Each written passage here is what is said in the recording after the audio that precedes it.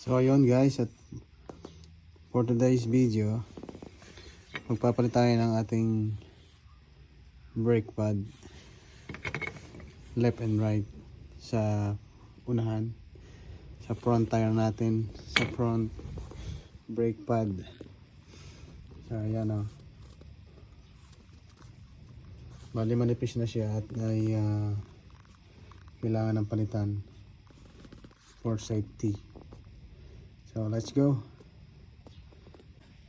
Meron siya ditong sakit na 13mm. Ayan. Tanggalin natin yan.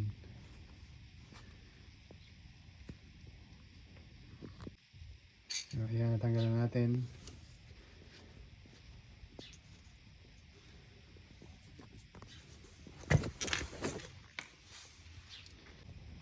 Bali, dalawang tornilyo yung tatanggal natin. Isa sa baba, isa sa taas at saka isa sa baba.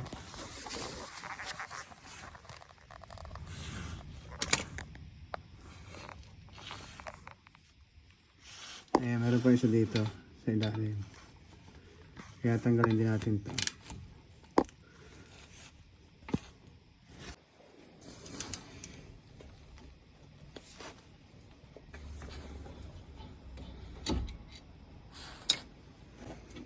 Ayan, natatanggal na natin.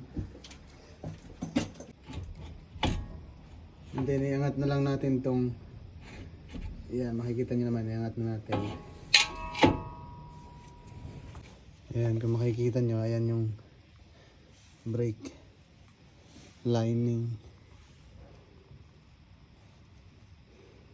Medyo parang makapal pa naman siya.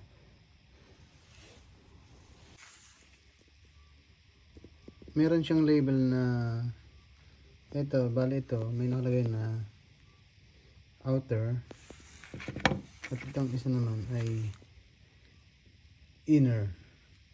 Bali ito yung sa loob at ito yung sa labas. Ngayon, lalagyan natin siya ng grass, parang grasa.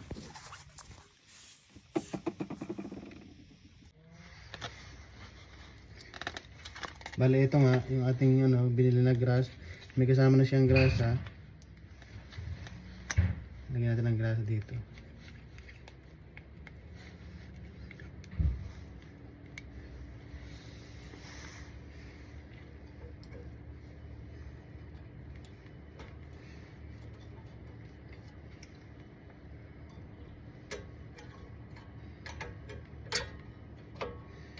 Isi-shot lang naman ito dito.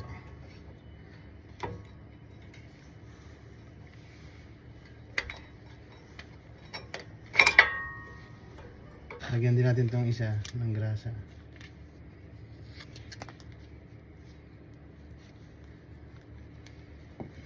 Ito naman para dito sa side na to. Ayan.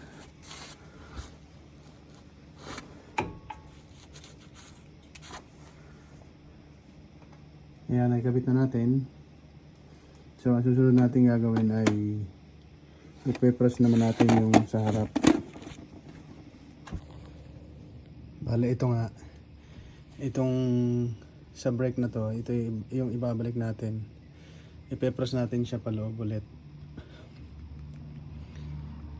Para magsakto dun sa ng preno. Ito meron tayo ditong G-clamp na pwedeng gamitin.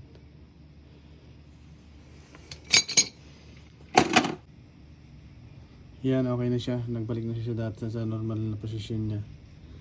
Kaya ngayon, subukan natin kung babalik na siya sa normal na posisyon.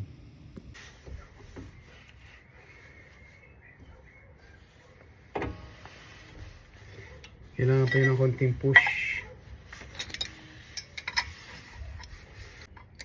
Bitin.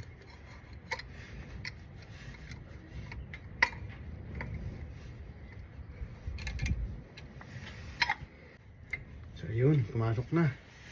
Sakto na. So ayun guys, at naibalik na ulit natin. Ayan. Lalagyan na ulit natin yung niya, yung tornilyo niya.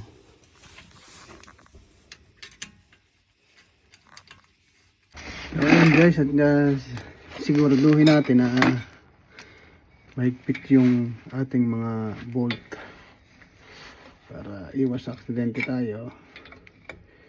May make sure natin na mahigpit yung ating mga bolt.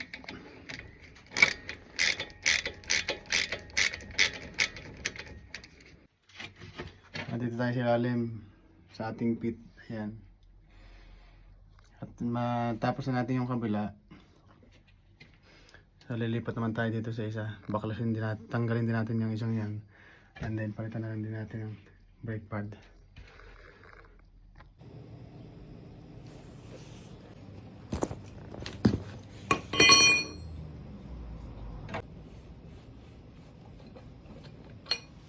Same procedure lang din yung ginawa natin sa kabila, same lang din dito sa kabila.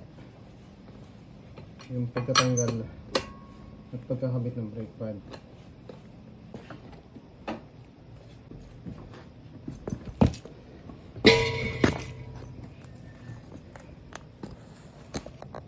Yan guys, at yung ginawa natin sa kabila ng pagkatanggal, same procedure lang din yung pagkatanggal dito sa right side.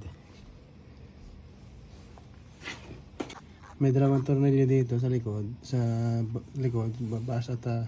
taas at baba.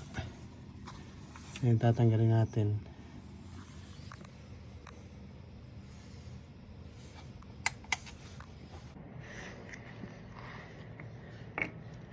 Ayan, puro uling na yung ating puro uling na yung ating mukha.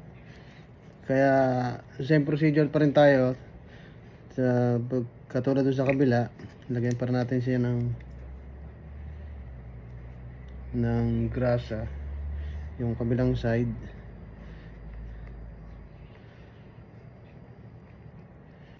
Pero wag niyo lalagyan ng dito, wag niyo lalagyan ng grasa kasi ito yung nag-ano ng friction sa brake, sa rotor niya dito. Wag niyo lalagyan yun. Yung kabila lang, yung sa labas. Mawawalan siya ng friction sa sa brake pag nilagyan niyo ng grasa yon. Kaya dito lang tayo sa kabilang side. Yan din, kapit natin. Susuot lang naman yan dito yan. Baliktad pala.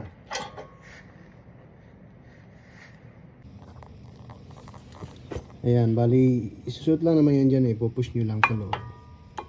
Ayan, ganyan. Yung may grasa dito sa side na to. And then yung kabila, puntahan natin doon sa ilalim.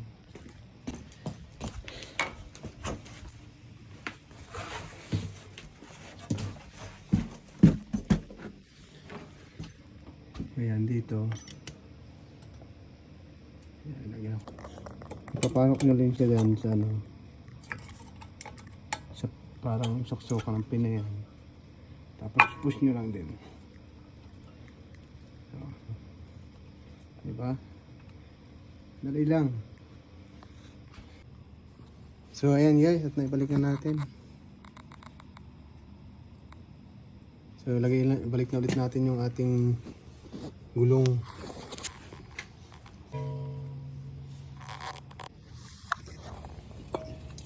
Kaya meron tayo itong CRC brake parts cleaner. So medyo linisin natin ng konti para yung kalawang.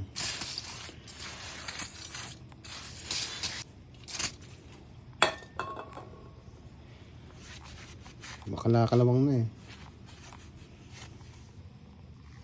So ayun, let's go.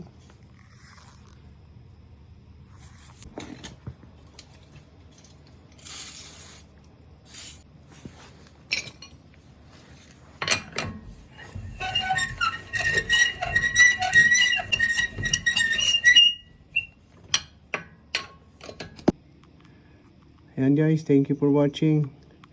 Please like and subscribe and follow sa ating page for more videos. Thank you, bye bye.